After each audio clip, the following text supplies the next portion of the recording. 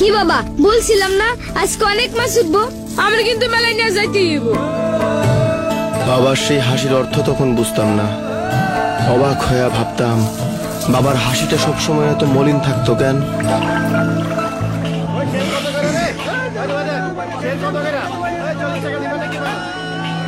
আজকা তো পানির দামে মাছ যাইতেছে রে, তোর মাছ কিনবো কেটা?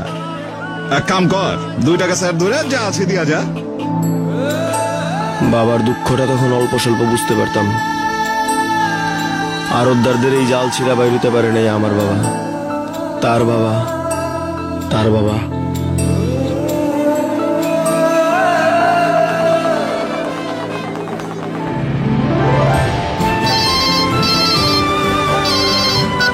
কি খবর? দাম কেমন আজকা? মাশাআল্লাহ, আইতাছি আইতাছি।